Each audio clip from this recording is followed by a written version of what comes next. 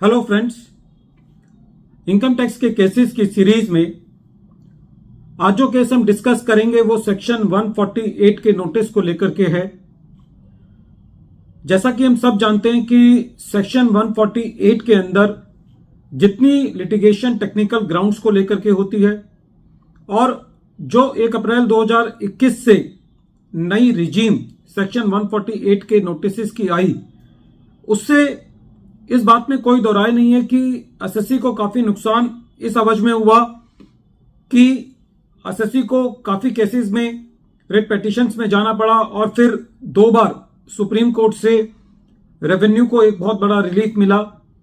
लेकिन यदि अल्टीमेटली देखा जाए तो काफी सारे नोटिसेस अभी भी टेक्निकल ग्राउंड्स पर और रेवेन्यू के सही से सुप्रीम कोर्ट के जजमेंट्स को इंटरप्रीट ना करने की वजह से काफी सारे केसेस में रेवेन्यू को असेसमेंट ऑर्डर्स के क्वैश होने पर काफी नुकसान हुआ है। प्रेजेंट केस भी इस चीज का एक परफेक्ट एग्जांपल है। प्रेजेंट केस कोलकाता आईटीएटी के सामने एक case GD mother educational society versus assistant commissioner of income tax के केस में सामने आया और यह case 115 ITR tribunal page number 594 पर रिपोर्ट हुआ और इस केस का जजमेंट 25 सितंबर 2024 को आया। पूरे केस का जो नटशेल है वो ये है कि यदि एसएससी को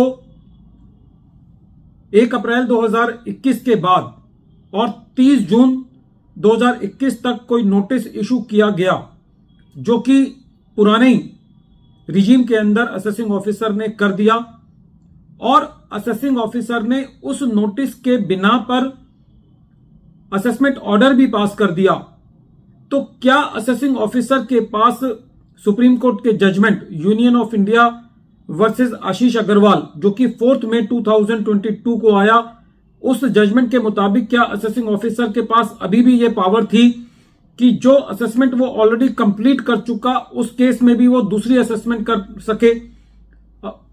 जो ऑलरेडी नोटिस सेक्शन 148 का था उसको 148 ए क्लॉज बी का मानते हुए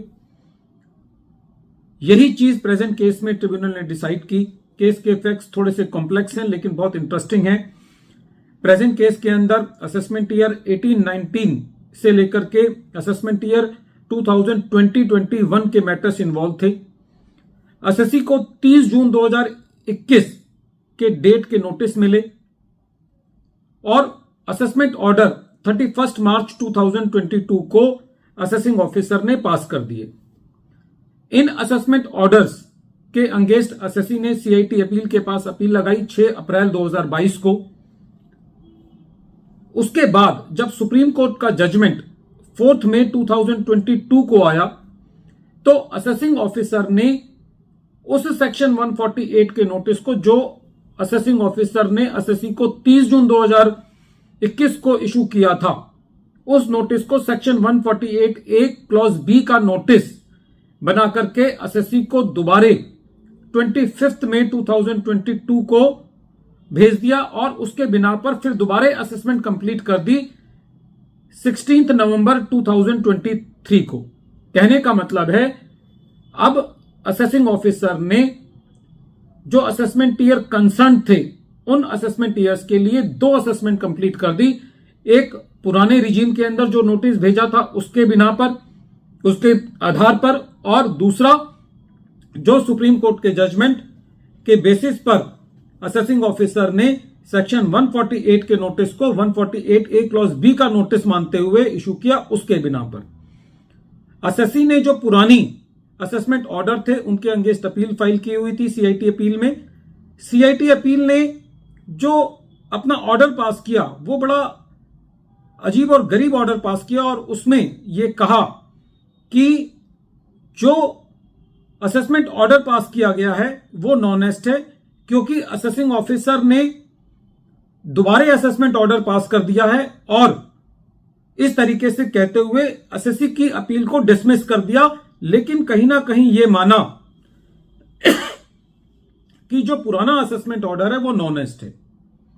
एसएससी ने इस ऑर्डर के अगेंस्ट ट्रिब्यूनल के अंदर अपील फाइल करी जब ये मैटर ट्रिब्यूनल के पास गया तो ट्रिब्यूनल का सबसे पहले यह कहना था कि प्रेजेंट केस में जो सीआईटी अपील ने जो ऑर्डर पास किया है, ये कहते हुए कि जो पुराने ऑर्डर्स हैं वो नॉनेस्ट हैं और जो नए ऑर्डर्स हैं वो ठीक हैं, ये कहने की पावर सीआईटी अपील के पास नहीं थी।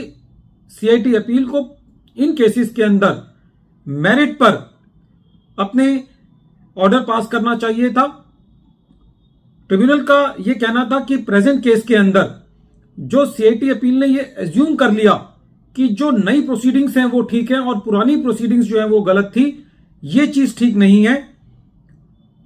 ट्रिब्यूनल का यह कहना था कि एक असेसमेंट ऑर्डर होते हुए क्या असेसिंग ऑफिसर दूसरा असेसमेंट ऑर्डर पास कर सकता है पुराने ऑर्डर्स को नॉनेस्ट मानते हुए? यह एक डिबेटेबल इशू है। और ट्रिब्यूनल का यह कहना था कि जो दोनों सेट्स ऑफ ऑर्डर हैं, जो पुरानी रिजीम में पास किए गए और जो नई रिजीम में पास किए गए, उनका सेपरेट स्टेटस है। और ट्रिब्यूनल ने यह कहा कि प्रेजेंट केस के अंदर जो पुराने असेसमेंट ऑर्डर्स हैं वो ऑटोमेटिकली नलीफाई नहीं हो जाते और सीआईटी अपील को उनको मेरिट पर डिसाइड करना चाहिए था। तो सबसे मेन बात यह है कि ट्रिब्यूनल ने यह कहा कि जो सीआईटी अपील ने उन ऑर्डर्स को नलीफाई किया, यह कहते हुए कि जो नए ऑर्डर्स ठीक हैं, ये ऑर्डर ठीक नहीं है। और ट्रिब्यूनल का यह कहना था कि जो ऑर्डर्स पास किए गए वो उन नोटिस के बेसिस पर पास किए गए, जो नोटिस उस डेट पर इशू किए गए जिस डेट पर लॉ एप्लीकेबल नहीं था उस नोटिस को इशू करने के लिए। तो ऐसी परिस्थिति में जो पुराने ऑर्डर्स हैं वो वैलिड ऑर्डर्स नहीं है और जो पुरानी असेसमेंट्स हैं वो सारी की सारी ट्रिब्यूनल ने क्वेश करी। तो फ्रेंड्स, इस केस से एक बात ये निकल के आती है कि आशीष अग्रवाल वाला केस उन नोटिस पर एप्लीकेबल नहीं है जिन नोटिस को डिपार्टमेंट ने पुरानी रिजीम के अंदर भेज करके उनकी असेसमेंट्स कंप्लीट कर दी। तो सेम नोटिस को अब दोबारा revenue section 148 A clause B का नोटिस नहीं मान सकता।